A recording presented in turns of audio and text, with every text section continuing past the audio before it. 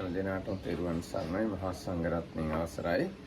අපි දැන් දසුත්තර සූත්‍රයේ කරුණු 7 ගානේ තියෙන ඒවා සාකච්ඡා කර හිටියේ. දැන් ඊයේ අපි කතා කළා දුරු කරන්න ඕන ධර්ම 7 මොනවද, වඩන්න ඕන ධර්ම 7 මොනවද? නෑ මේ පිරිහීම පිණිස පවතින ධර්ම 7 මොනවද? විශේෂයට පත්වීම පිණිස හේතු වෙන ධර්ම 7 මොනවද? ඒවා තමයි අන්තිමට කතා කරන්නේ. දැන් අද කතා කරන් තියෙන්නේ මේ කතමේ සත්‍ය ධම්මා දුක්පටි විච්ඡා.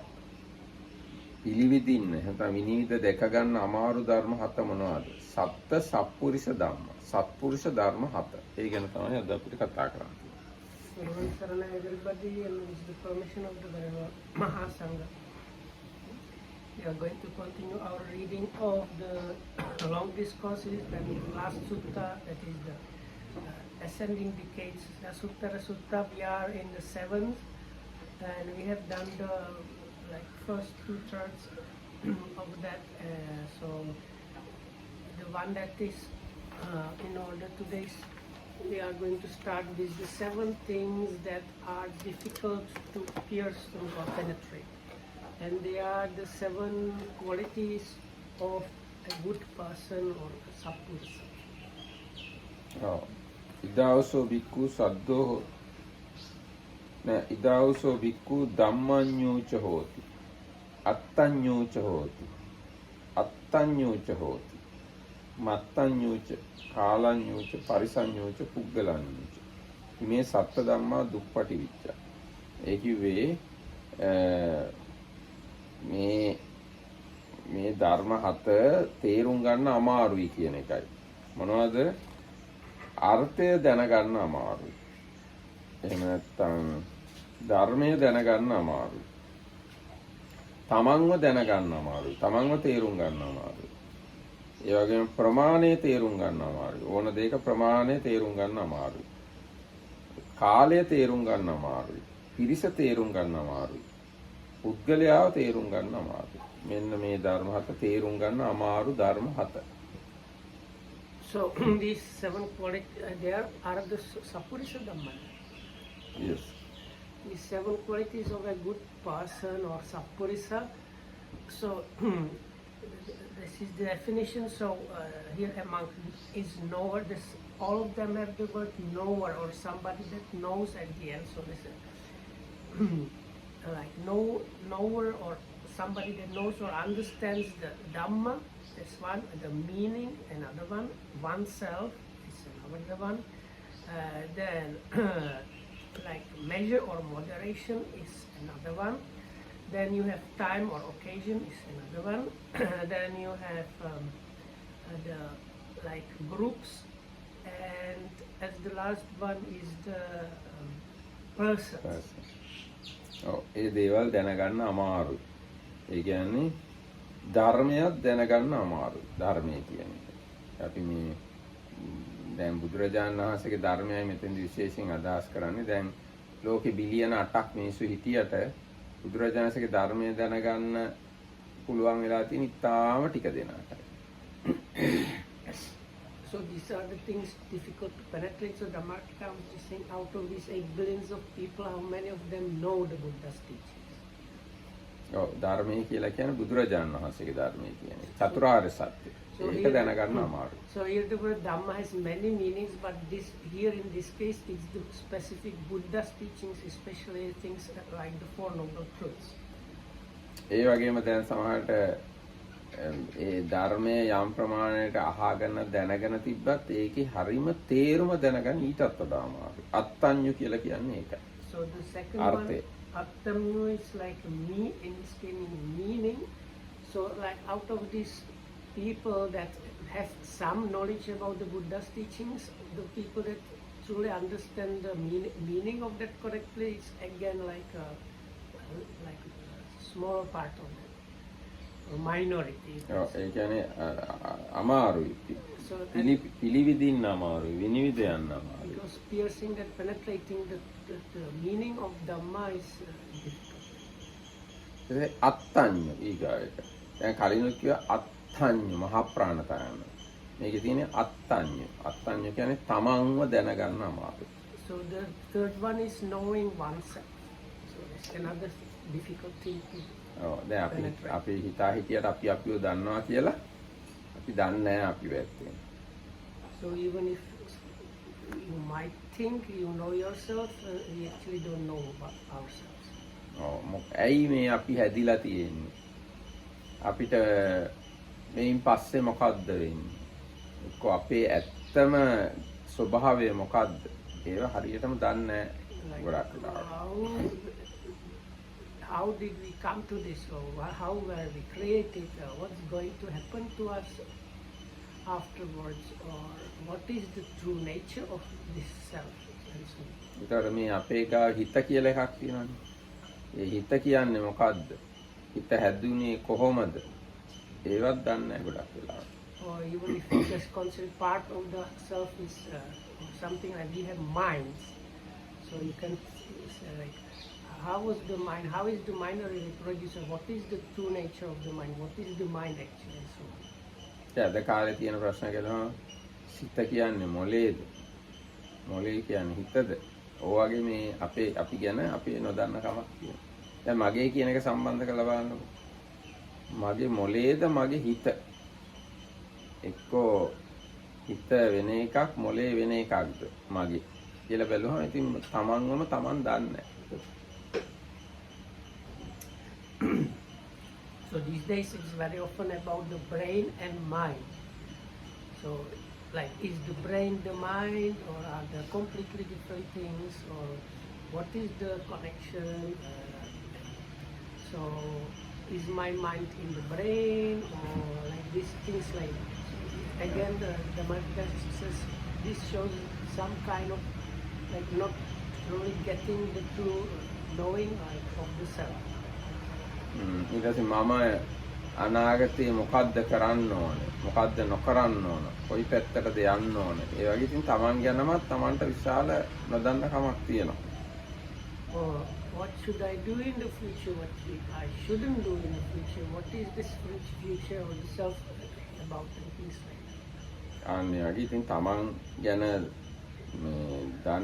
දන් හැබැයි තමන් ගැන දන්නවා නම් හොඳට ඒක දැන අවබෝධ කරගන්න අමාරු දෙයක්. ඒ වගේම එක සත්පුරුෂයාගේ ස්වභාවයක් දන්නවා නම්. So there are two things there. So these things are too difficult to penetrate or pierce through. But also these are the qualities of a true person, or of a good man. ඊගා එක මත්තඤ්ඤ මාත්‍රය දන්නවා කියන්නේ සමානය දන්නවා කියන්නේ. So the next one is literally knowing the measure. දැන් මේකේ බොහොම සරලව කිව්වහම අපි තමන් දැනගන්න ඕන තමන් වළඳන්න ඕන ප්‍රමාණය. So if we take it very in the simpler way, it's like at least knowing how much food you need. ඒ වගේම කොච්චර තමන්ට ඇඳුම් ඕනේද, කොච්චර තමන්ට ඉන්න තැන ඕනේද, තමන්ට වාහන කොච්චර ඕනද, බෙහෙත් කොච්චර ඕනද කියලා තමන්ට අවශ්‍ය ප්‍රමාණය හරියට තෝර බේර ගන්න තේරෙනවා නම් ඒකත් මේ මත්ඤ්‍යතාව කියලා කියන්න පුළුවන්. Or like knowing how much clothes you actually need, how many or if any vehicles you need, how much of like living space you need, or medicine, all these things. Like knowing the correct measure about these things is considered as this knowing or understanding the measure. දැන් ඒවා දන්නේ නැති හින්දා අනිත් මිනිස්සු කරන දේවල් කර කර අපි වෙහෙසටපත් වෙනවා සමහරවිට. So if I was to correct, sometimes if you don't know the measure, you might get tired out because you are doing things for others. ඔව් නෑ අදේශ සඳහාම නෙමෙයි.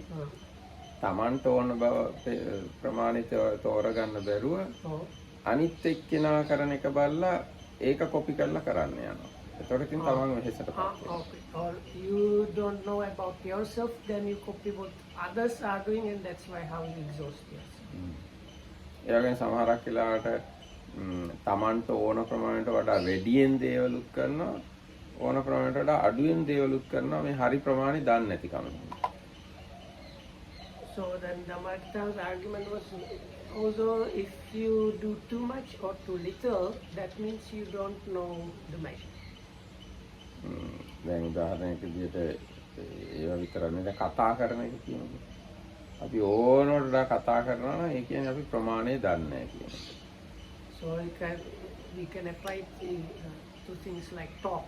So like if somebody is a chatterbox, that is obviously like excessive talking, not knowing the measure. ඒ සමහර කට පියාගෙනම ඉන්නවනම් කතා කරන්න ඕන වෙලාවටත් කතා කරන්නේ නැතුව එයත් ප්‍රමාණය දන්නේ නැහැ. Or somebody is never speaking at all, even though there might be occasion where it's like good to say something, then that is also kind of excessive, not speaking. වැඩියම වෙලා තියෙන හිතන එක ගැන. හිතන ප්‍රමාණය දන්නේ නැති හින්දා මුළු දවස පුරාම හිත ඉන්නවා සමහරවිට. We can apply this to thinking. So some people think excessively. So morning till evening they just spend thinking all kind of things. ඉතින් ඒ වගේ ප්‍රමාණය දැනගන්න එක ඉතාම වැදගත් දෙයක්. So it's like knowing the measure is a very important thing. ඒක අමාරුයි හැබැයි. ඒකයි මේ දුප්පටි විද්‍යාව කියලා. ඒක විනිවිද දැක ගන්න තේරුම් ගන්න අමාරු දෙයක්. But also once again is one of the things difficult to pierce through or penetrate or realize. So knowing the correct measure is one of the difficult things to realize. ඒ වගේම ඒක සත්පුරුෂ ධර්මය. සත්පුරුෂය දන්නා ප්‍රමාණය. Or also this is one of the qualities of a good person or true man, as they call it in some translations. So a good or man or true person would know the measure. ඊග එක කාලඤ්ඤ. කාලඤ්ඤ කියන්නේ සුදුසු වේලාව දන්නවා. ඒ වැඩේට. So the next one is literally knowing the time. So here time means like suitable or proper time or occasion, recognizing the occasions accordingly. දැන් මේක ටිකක් ගැඹුරු මට්ටමින් කිව්වොත් සමතේට මේ වෙලාවයි විපස්සනාවට මේ වෙලාවයි ආදී වශයෙන් වෙලාව දන්නවනම් ඒක තමයි විශේෂයෙන් මෙතන අදහස් කරන්නේ. So here especially it applies to like recognizing now this is the good time or good occasion for practicing insight, or now this is the good time or good occasion for practicing tranquility and so on. හැබැයි මේ කාරණා මුළු ජීවිතේටම සම්බන්ධ කරන්න පුළුවන්. But this one is not exclusive to practicing tranquility and insight. It is kind of really applicable all throughout your life. ඒ කියන්නේ දැන් මේ කාලේ අපි ඉගෙන ගන්න ඕන කියලා ළමයි දැනගන්න ඕන. හැබැයි මේ කාලේ සෙල්ලම් කරන්න ඕන කියලා දැනගන්න ඕන. මේ කාලේ විවාහ වෙන්න ඕන කියලා දැනගන්න ඕන. මේ කාලේ රස්සාවක් කරන්න ඕන කියලා දැනගන්න ඕන. මේ කාලේ ළමයි හදන්න ඕන කියලා දැනගන්න ඕන. ජීවිතේ ඉන්න ඕන. මේ කාලේ රස්සාව ඉදිරියට යන්න ඕන කියලා දැනගන්න ඕන. ඒ වෙලාවේ කරන්න ඕන දේවල් ගිහි අය වශයෙන් දැනගන්න ඕනේ. ආමුදුරන්ටත් ඒ වගේ ඒවා තියෙනවා. So it's like kids, they should recognize this is the time or occasion for studies or playing. And then later on it's like this is the time for like marrying or getting a job or like advancing in the job or having kids. All these things are there for lay people. The monks, they have similar things for like on the monks' life. කියන්නේ දැන් ආමුදුරවරු වුණාමත් දැනගන්න ඕන මේ කාලේදී අපි සාමණේර සීලය ඉගෙන ගන්නවා. මේ කාලේ අපි උපසම්පදා සීලයට අයිති දේවල් ඉගෙන ගන්නවා. ඔක්කොම මේ කාලේ වත් කරන හැටි ඉගෙන ගන්නවා. ආදි වශයෙන් ඒ ආමුදුරුන්ට අයිති දේවලුත් මේවා මේ වෙලාවේ කරන්න ඕනේ කියලා දන්නවා නම් ඒක සත්පුරුෂ ගමක්. ඒ වගේම ඒක දැනගන්න අමාරු දෙයක්. So these things are difficult to understand, but also there are the qualities of a good person. So anyway, for the monks, there are things like now it's the good time occasion, proper time occasion to study the kind of rules and virtues for the novices. So this is the good time to study and learn these things to do with the higher ordained monks, like their rules especially. Or this is the time to learn how to perform, or the time to perform these different duties you have like as monks and so on. අන්න ඒ වගේ ඒ වගේම කතා කරන අවස්ථාව ගැනත් එහෙම කියන්න පුළුවන්. මේ වෙලාව කතා කරන්න හොඳ වෙලාව. මේ වෙලාව නිහඬ වෙලා ඉන්න හොඳ වෙලාව කියලා ඒකත් ඒ කාලය ගැන දැනුමක් තමයි ඒක. Also part of that is like recognizing that this is the good time to talk about this or not, or this is the good time to be silent. මේ වෙලාව තමයි උනන්දුවෙන් වැඩ කරන්න ඕන වෙලාව. මේ වෙලාවේ ටිකක් පහු බහැලා ඉන්න ඕන වෙලාව කියලා අන්න ඒ වගේ දැනගන්න ඕන. Oh, this is the time to like put kind of energetic effort, like do something like quickly or energetically, or it can be the other way around. Now it's good to like take a step back and kind of like don't get involved. සමහරවිට මෙහෙමත් හිතන්න පුළුවන්. මේ කාලේ හොඳයි පන්සලක වාසය කරන්න. මේ කාලේ හොඳයි ආරණ්‍යක වාසය කරන්න කියලා එහෙමත් තේරුම් ගන්න පුළුවන් සුදුසු කාලේ. Or there might be this is the good time to stay in a forest monastery, or this is the good time to stay in a like temple. සමහරවිට මෙහෙමත් තේරුම් ගන්න. මේ කාලේ හොඳයි ලංකාවේ ඉන්න. මේ කාලේ හොඳයි පිටරටකට ගිහින් ඉන්න කියලා වුණත් තේරුම් ගන්න පුළුවන්. Or even this is the good time to stay in Sri Lanka, or this is the good time to go abroad. ඉතින් ඒ වගේ ඒ කාලය වටහා ගන්න එක අමාරු වැඩක්. හැබැයි කාලය වැටහෙනවා නම් යම් කෙනෙක්ට එයා සත්පුරුෂයෙක්. So, but this is again difficult to understand. But somebody that like the sappurisa, the good person, is somebody that knows the proper time or occasion. දැන් බුදුරජාණන් වහන්සේගේ ජීවිතය ගත්තහම උන්වහන්සේ දවසත් බෙදාගෙන හිටියා කොටස් පහකට. ඒ කියන්නේ පෙර යම කිස නෑ පෙර බත් කිස කියලා එකක් තියෙනවා. ඒ කියන්නේ උදේවරුේ බුදුරජාණන් පින්ඩ පාතේ යනවා වගේ වැඩ තමයි කරන්නේ. ඒ පසුබත් කිස කියලා එකක් තියෙනවා. පින්ඩ පාතෙන් ආවට පස්සේ භික්ෂුන් වහන්සේලාට කමටහන් දෙනවා, බණ කියනවා, ඒ වගේ දේවල් කරනවා. ඊට පස්සේ හවස් වුණාම නගරේ මිනිස්සු බණ අහන්න ආපුවාම මේ මිනිස්සුන්ට බණ කියනවා. ඊට පස්සේ රෑ වුණාම රෑ මැදියම් වගේ වෙලාවට දෙවිවරු ආපුවාම දෙවිවරුන්ට බණ කියනවා. ඊට තව ටික වෙලාවක් සැතපෙනවා. ආයි පහවදා අරුණ නැගෙනකොට මහා කරුණා සමාපත්තිය සම්බන්ධිලා ලෝකයේ දිහා බලනවා කාටද උදව් කරන්න කියලා. අනේ බුදුරජාණන්සේ ඒ වෙලාවට සුදුසු දේ තමයි කරන්නේ. අන්න ඒක තමයි කාලඤ්ඤය කියලා කියන්නේ. So the Buddha had a kind of timetable, so to say. So when his days were spent in without kind of, he had some extra occasions, but when it was happening in a normal way, so he had like 5 divisions of the day. So there was like things that he was doing before meal. So part of that was basically like he went for the arms round, came back and had his meal. So then after that, that was the next section was after the meal and all the way until the evening or late afternoon. So where he first met some monks if they needed meditation instructions and things like that. So in the afternoon or late afternoon or in the evening, some people from the nearby areas might have been coming to visit him. So that was the third part of the day where he would meet like lay people. And then deep into the night, that was the fourth part, he was giving instruction to different celestial beings. And then he had small like resting period. And then the next day morning, after waking up, he usually went to this attainment of great compassion, and after emerging through that, he used to look at the world to see who were the like suitable people or beings that he can help that day on like the coming up days. So that was this like usual daily schedule. So again, this was like the good proper times and occasions in the one day they were divided in that way. So which would again fall within this kalanya or knowing the time or proper time or occasion. ඒ වගේම බුදුරජාණන්සේ අවුරුද්ද ගත කරන විදිය ගත්තාම අවුරුද්දේ මාස 4ක් විතර තමයි බුදුරජාණන්සේ එක තැනක ඉන්නේ. එක තැනක නතර වෙලා.